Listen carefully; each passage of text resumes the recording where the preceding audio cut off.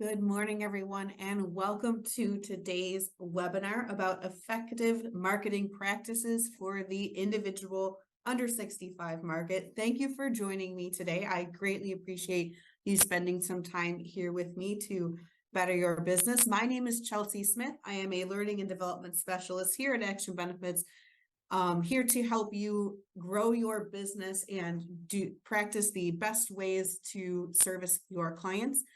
Joining me today as co-pilot, we have my friend Becca. She is here to answer any questions you might have while the webinar is in full throttle. So Becca, if you would like to introduce yourself to everyone, that would be awesome. Good morning, everybody. Thanks for joining. Like Chelsea said, my name is Becca. I am one of the account managers here on our individual team. I'll be here to answer any questions that may come up, and thanks again for joining us. Awesome. Thank you, Becca. I appreciate that. So without further ado, let's go ahead and jump into today's content. So by the end of our session today, you should be able to describe a sample insurance customer's buying journey. You should be able to identify various outreach methods to support customers through their buying journey. And you should be able to identify tiers of the Health Insurance Marketplace Circle of Champions recognition program.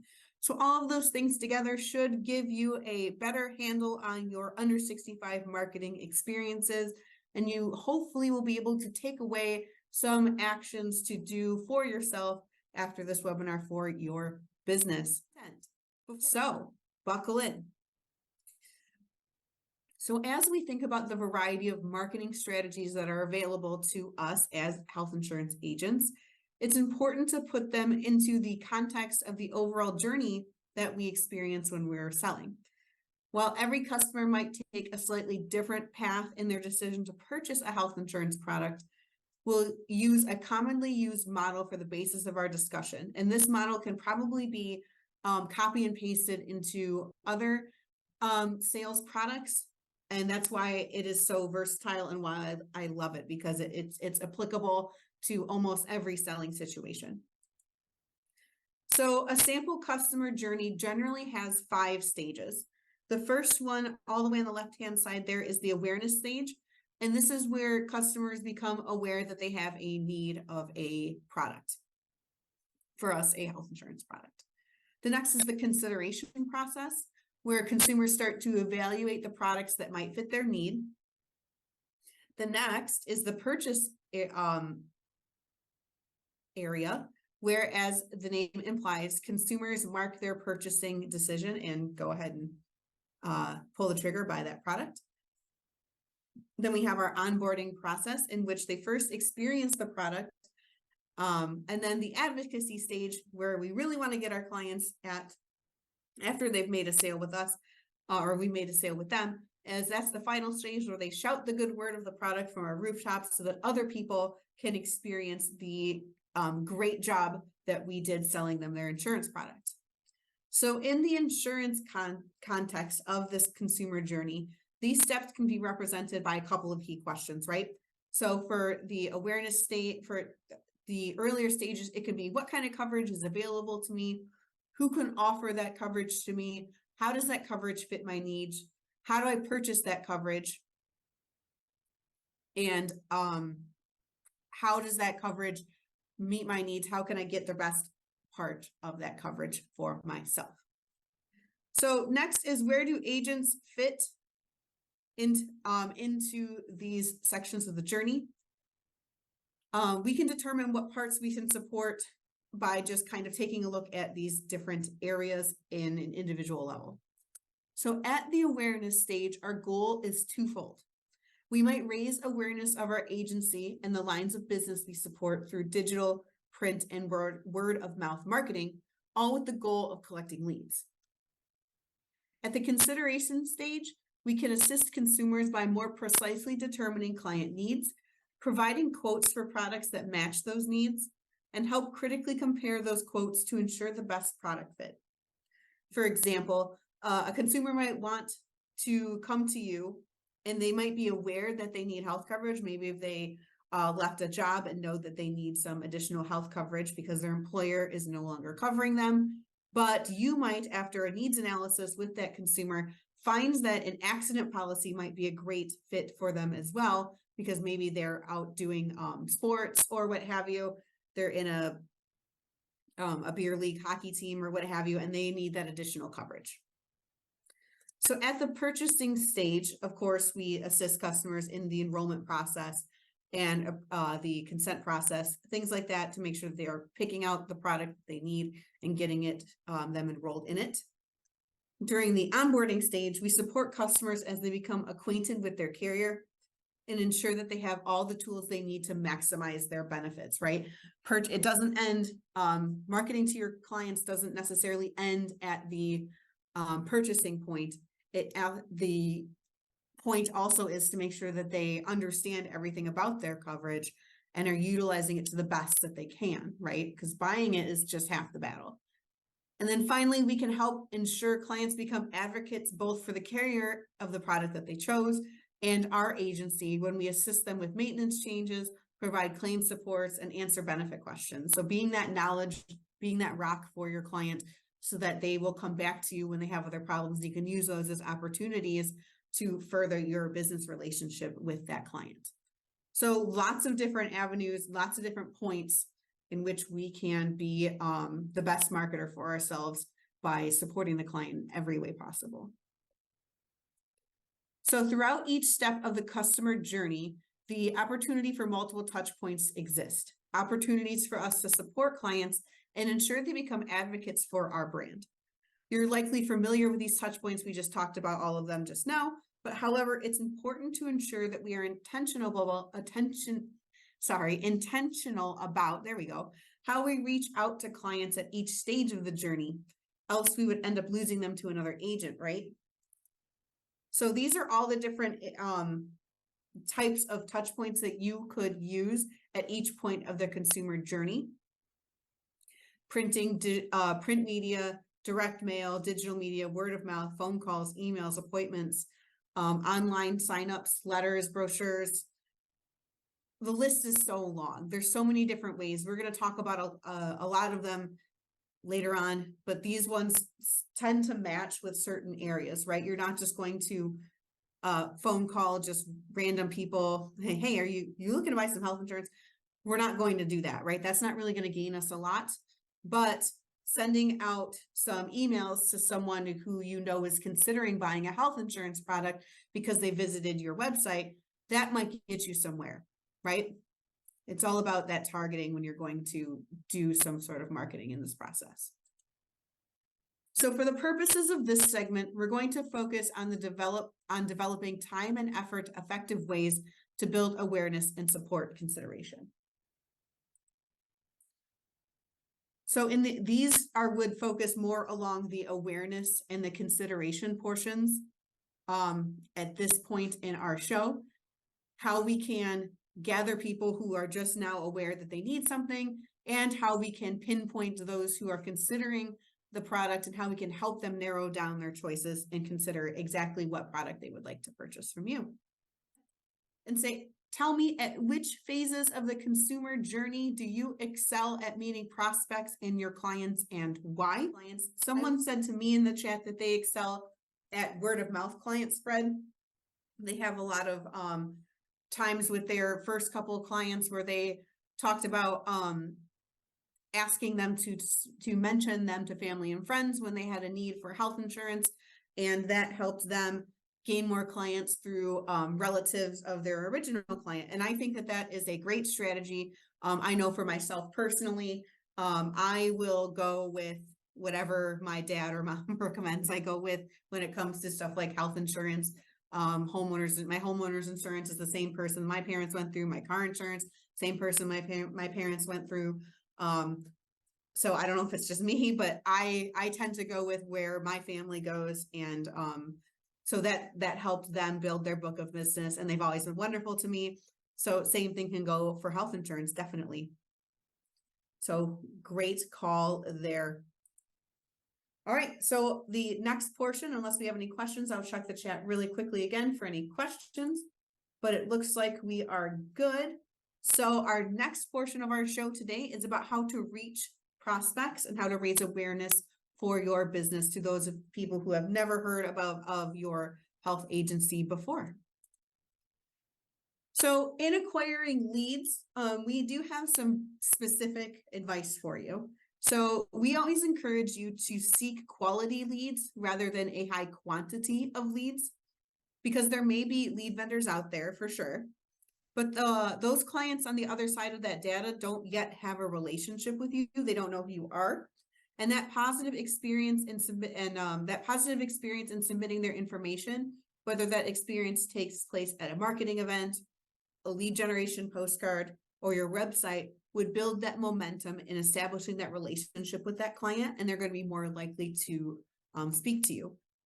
I've spoken to agents on the phone personally who have similar beliefs about client leads. They tend to stick with people who they've established some sort of relationship with, whether that be when they were their group agent, whether that be when they met them at a marketing event, instead of just kind of casting a huge wide net of everybody and just hoping that that works out for them.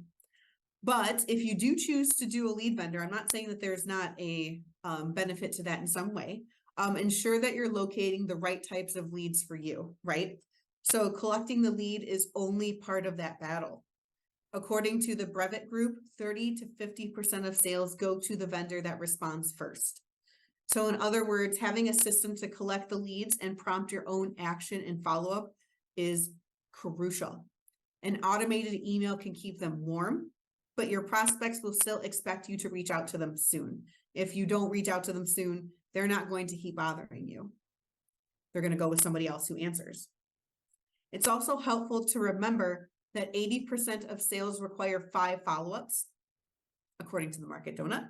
And this means that it's helpful to map out ahead of time what your leads journey is going to look like. Even if those contacts aren't automated and it is you who contacts back every time, it's helpful to reach out and give yourself visibility to your client so you can support them through their decision-making process.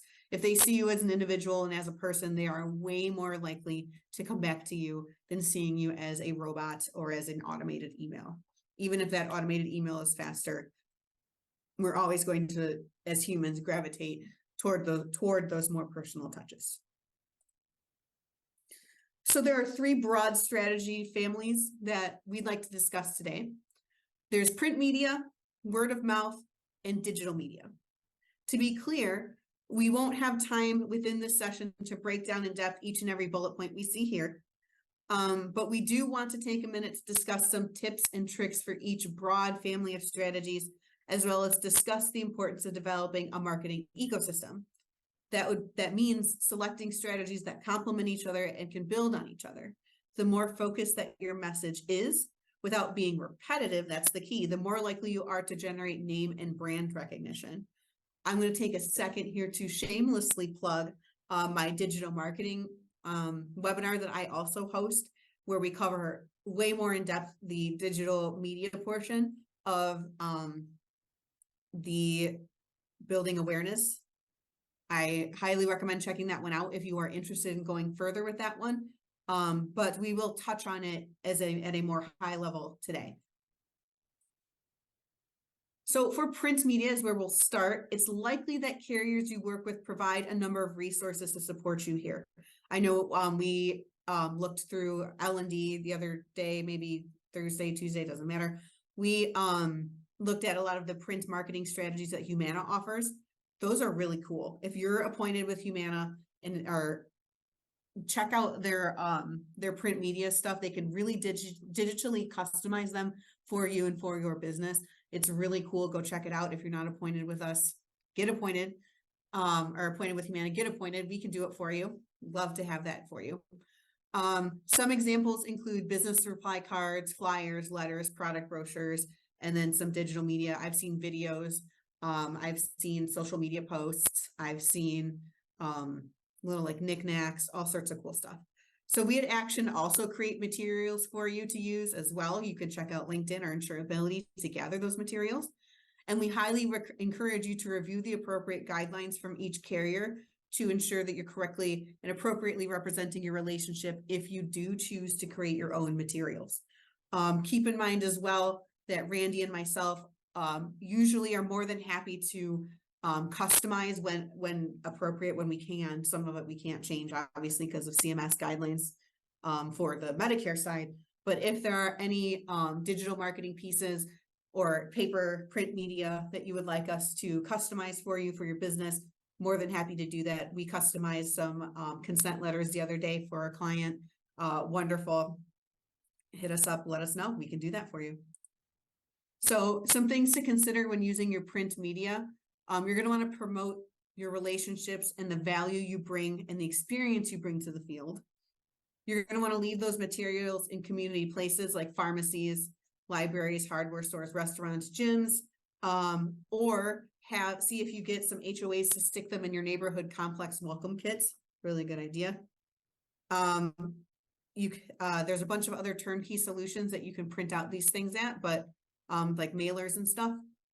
But leaving them in kits, I think, is a really good idea. Network with adjacent sectors to leave materials like financial planners. Local newspapers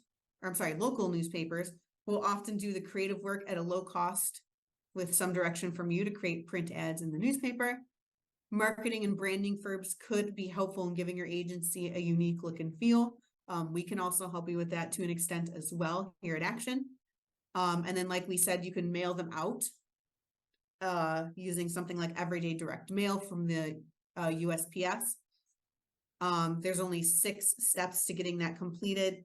And you can choose the route for yourself to get those out to where you want to go. If you're interested in figuring out how to best target a certain area, Randy does a really awesome webinar about targeting specific markets using census data.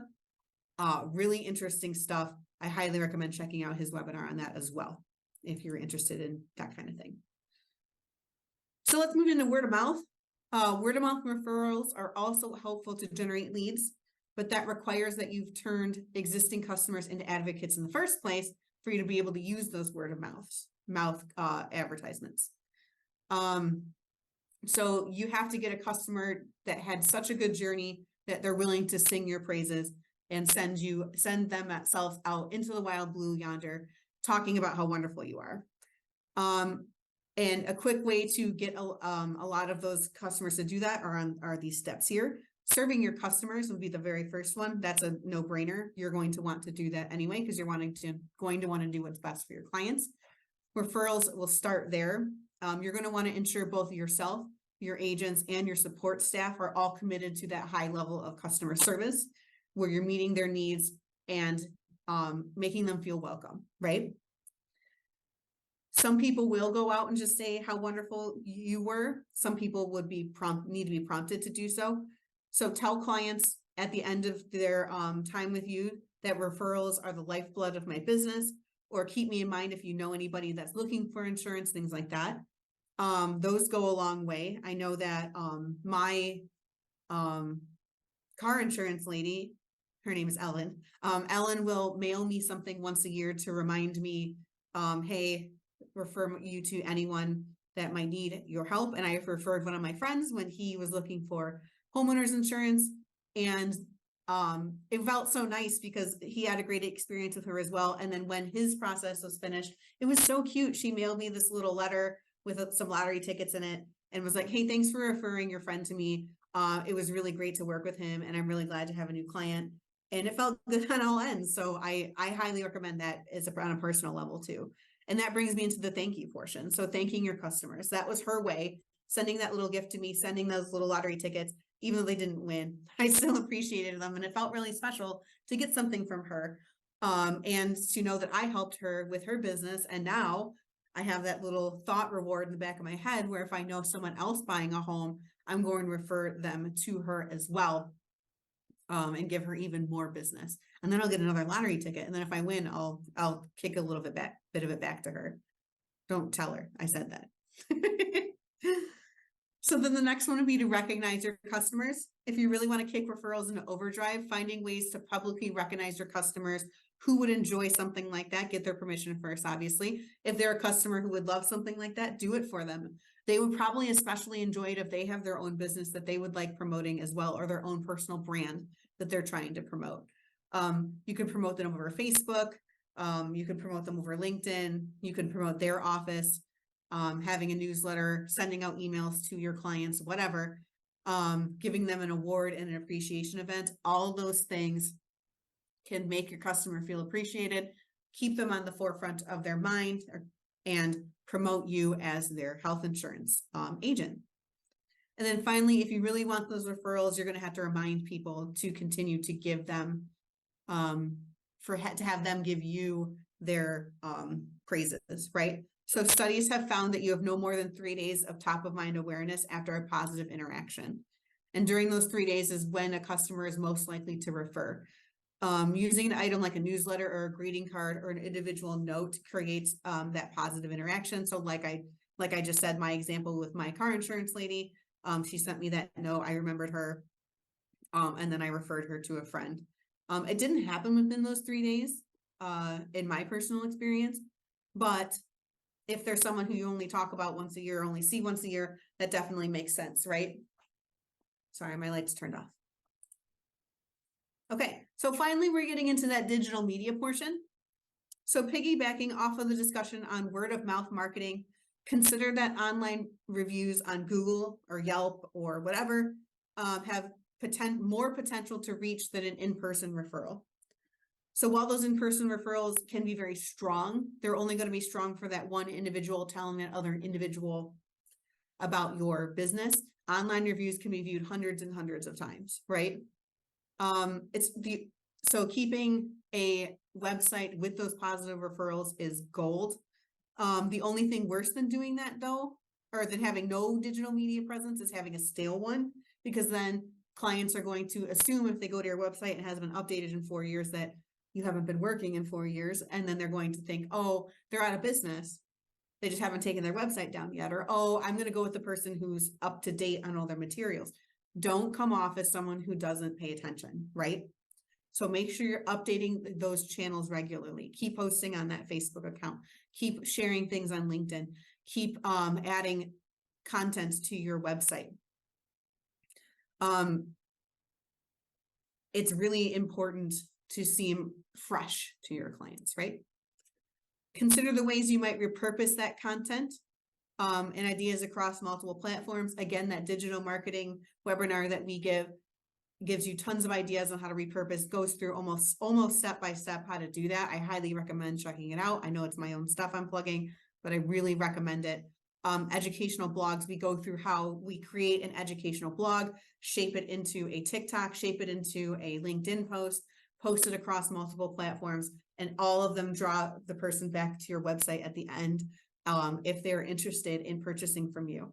So a great way to cross post and throw out multiple nets, right? It's like having, to use a fishing analogy, it would be like casting a line, throwing a spear, and throwing out a net, right? I've only fished once, so I don't know if that's possible to do, but we're going to pretend it is.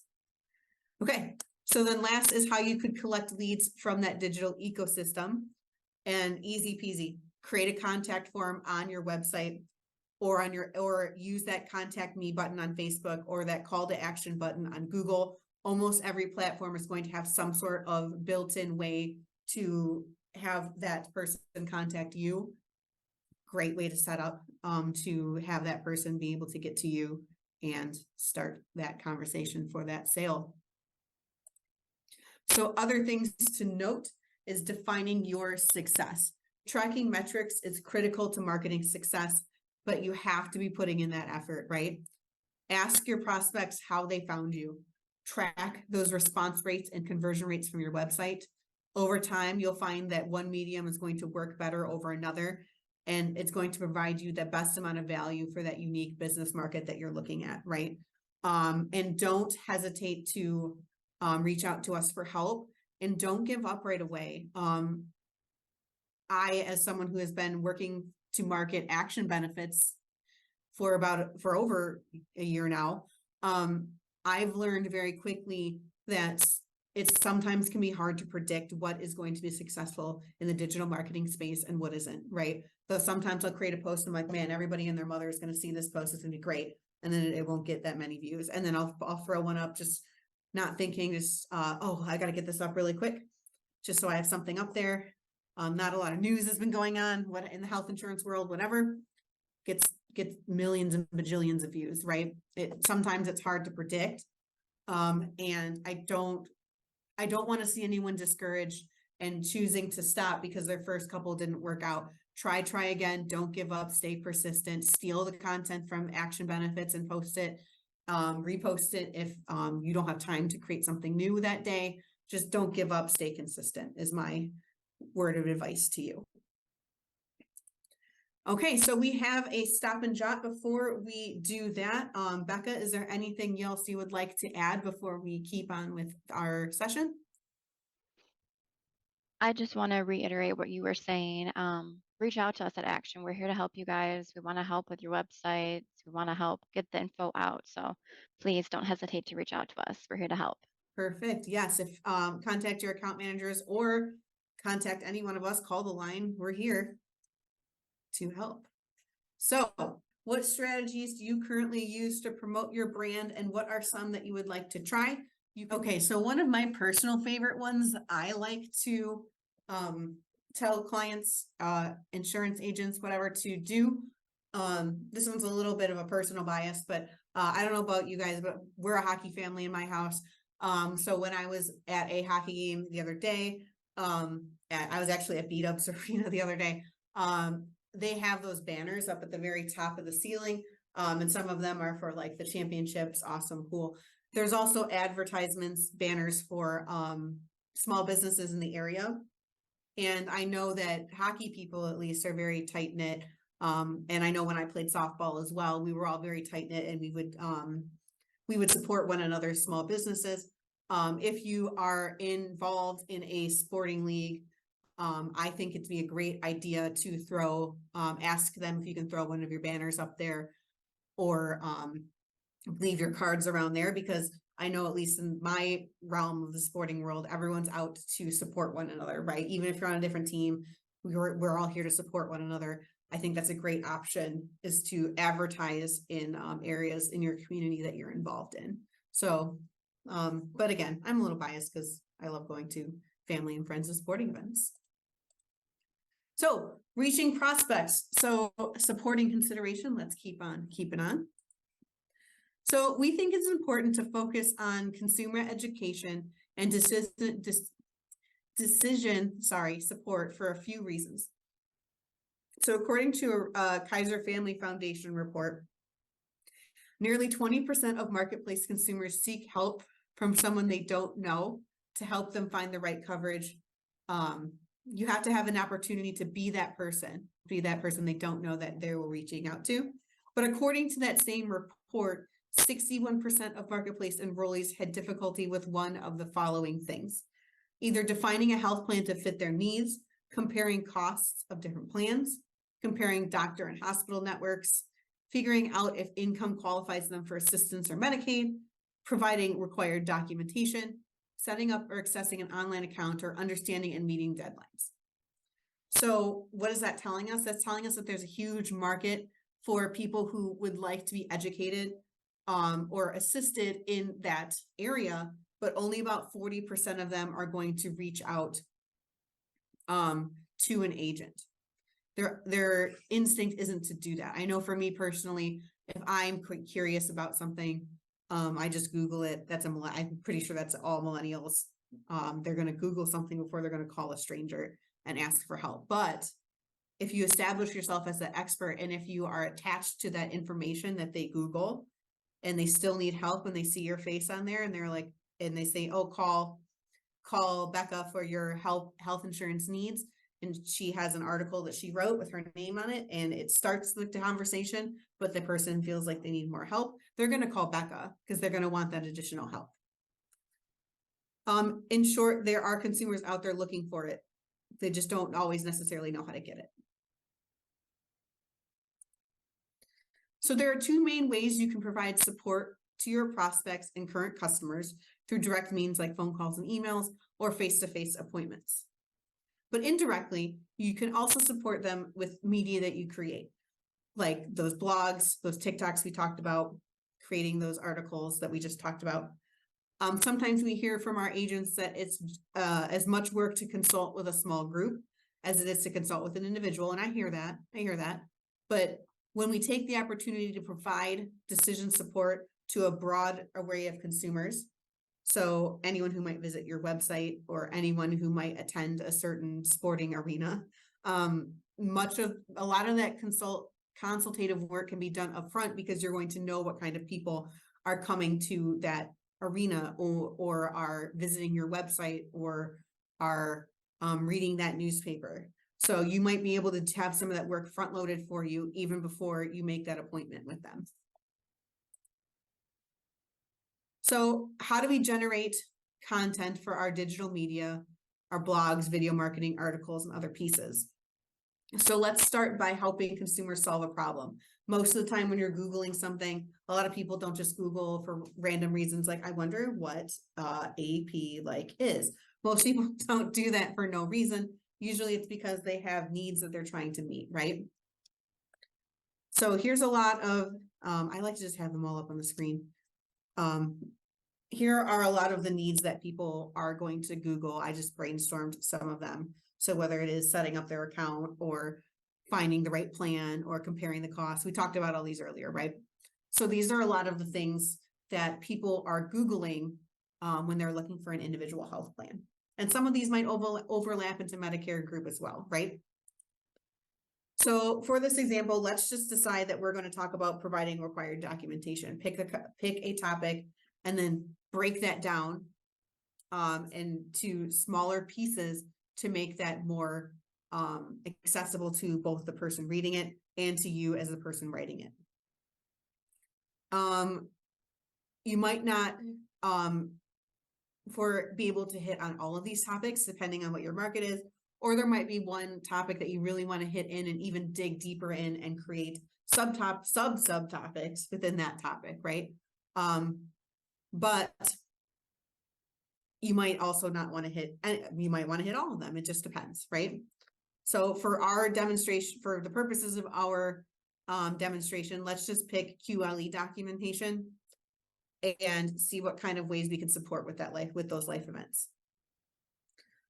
Let's also suppose that we want to generate 4 types of content. Maybe we want to do a blog, a video, a social media post, and an article. You might choose different ones depending on what your topic is and depending on what you like to do. But this is kind of the lowest barrier for entry support processes. There might be a different way you want to organize your digital ecosystem, but this is kind of the way I suggest that you would do it because your blog is going to be your potential workhorse for your presence. It's going to be the easiest one to build off of and create smaller pieces stemming from that larger piece. And the other reason I would say to start with this one is because it's going to be included on your website where the Facebook posts, your YouTube videos, that person is more likely to stay on YouTube or Facebook. And you're going to want to have a place to redirect them if they so choose to move forward with your content and continue reading it. You're going to want a place for them to land. In that place, you're going to want that place to be your website, right?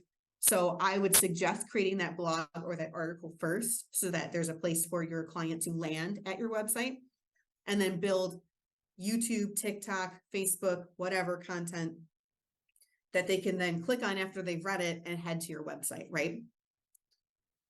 So even though blogs can seem a little impersonal and they can seem a little cumbersome to write or even to read, depending on how long they are, it's still a great landing zone for your clients to get to from those other social media platforms. So if we stick with our QLE, example, let's see how Health Sherpa approached a blog topic. So we all know Health Sherpa, right? So remembering that the blog is the workhouse of this ecosystem, they included a list of common and not so common QLEs. They included some guidelines about the length of SEPs, and they linked to other relevant sites. And they also included a contact form. So it popped up a little bit after you would have looked at the article, and it would have asked them to the client to enter in enter in information about themselves in which to get a health insurance quote, right? That's what you want your website to do. You want to give them the option to give your information so that you have a contact point for that person once they've read your article. So we have a blog, we have that contact page. You're going to want to cross post, and like we talked about earlier, cross link that blog into other content strategies to draw them in, right? So this, you've got your honey, now you're trying to get the flies to come to your honey, right? So you can, on social media, it's as easy as taking that hyperlink, throwing it onto Facebook, throwing it onto LinkedIn, writing a comment about it. Hey, check out the newest piece I wrote on special enrollment periods over here on my website. Then they can click, they can either start reading it on Facebook at the very least, or they can read it, want to learn more, click on that link, head over there. You can make a quick video of yourself saying, hey, got this new blog post up, take a look. It's about SEPs. Did you know that you would get an SEP if you were to get married? Done. Head over to that blog to check it out. Again, the point of this is to drive them back to your website. It's cool if they watch the content and on that social media platform. Awesome. You're still getting that attention. But at the end of the day, you're trying your hardest to get them to go to your blog, to your website. So being proactive about answering customer questions with your content bolsters your credibility as a trusted community member. It widens the reach of your market. It gets you that Google, it ups your Google chances of coming up in a Google search, and it saves that face-to-face consulting time. So what are some channels you might use to reach and support consumers? I'll just tell you, because we're getting close to that 11 o'clock mark. I recommend LinkedIn, Facebook, Instagram if you're going for a younger crowd, TikTok if you're going for a younger crowd, and then I said Facebook, right? And making sure your Google profile is up to date, which I don't think I mentioned that one yet, but Google business profiles are really good for a landing page as well. So finally, we have the Marketplace Circle of Champions. What is that? So CMS has created an annual recognition program for marketplace registered agents and brokers, and it recognizes those agents and brokers who assist with at least 20 active marketplace enrollments during open enrollment. So to be eligible to join the Circle of Champions, you must complete current year market registration and training requirements, have a valid NPN, an active health-related line of authority in states in which you are licensed to operate. Only the applications completed during open enrollment count towards your consideration for the Marketplace Circle of Champions. Prior year special enrollment and auto re-enrollments don't count.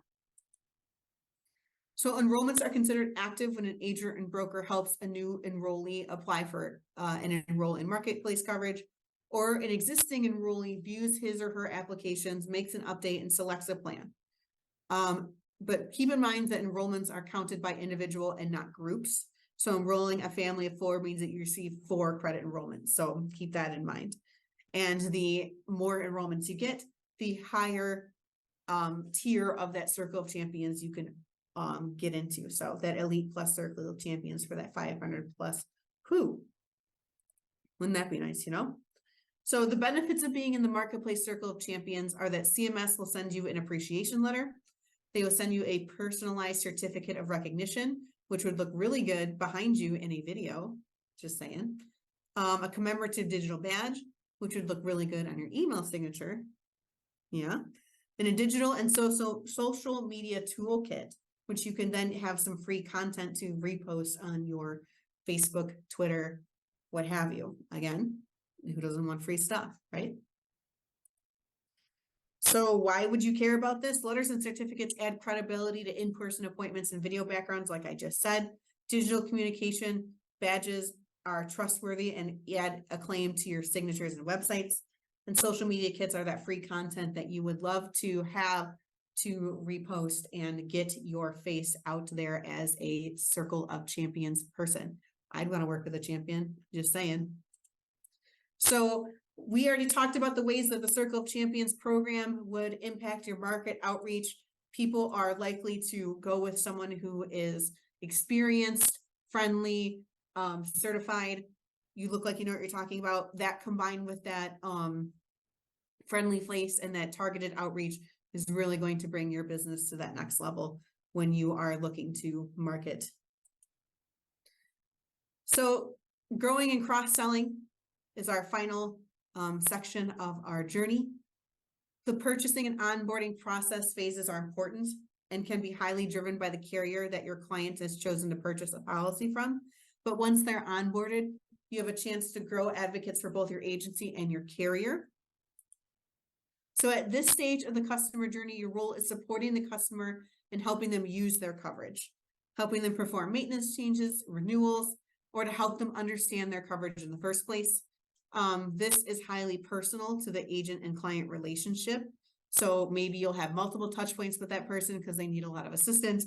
Maybe they won't. Maybe you will have to kind of weasel your way into getting those with that client, but you're going to want to have some sort of touch point with them once you are there in that advocacy stage. However, providing that excellent customer service that your agency is known for means that you'll need to be in regular contact with the client. So about 81% of clients who leave an agency is due to perceived lack of communication. Nobody wants to feel like they're forgotten or ignored. So that statistic is really important. So even if you are contacting them, if they don't feel like they're being contacted, it doesn't really do much good for them, right? It doesn't really do much good for you either. Regular communication is so important. It has to not only so that they feel valued as a customer, but so that you can exercise those cross-selling opportunities so you can add more to that person's business. There are a few different things that you can do to stay in regular touch with your clients, and some of those are on the screen. I'm not going to read them to you, but there they are. We can plan a couple of touch points throughout the year. As we've talked about, my car insurance lady sends me something every year at my birthday, and she sends me something every time my policy is about to be renewed, so that way I know. And keep in mind that when you have these conversations, unless you're going to go and search for that on that client's behalf on the marketplace, there is no need for a scope of appointment or a consent form. So a great way to kind of get the ball rolling without having to do anything too hard hitting. So what are some effective ways to maintain contact with your customers between open enrollment periods? We just talked about a bunch of them: birthdays, anniversaries, holidays, open enrollment. Maybe a reminder that open enrollment is in the midst or about to start would be a great option as well. And if you have a book of business where you are using whole families too, that could be a great way to up the bang for your buck, right? Because if they're all under one roof, all in one home, it'd be a great, sending one is probably enough, right? Mailing out one Merry Christmas card, whatever, might be enough. So let's recap everything we talked about before we part ways for today. These are the stages that a customer will go through when purchasing a health insurance, or really most products: that awareness, consideration, purchasing, onboarding, and advocacy. It doesn't just stop at the purchase, and it doesn't start at the purchase either. Keeping in mind everything you can do to support them through every moment of that journey is so valuable. So that brings us to the end of our show today.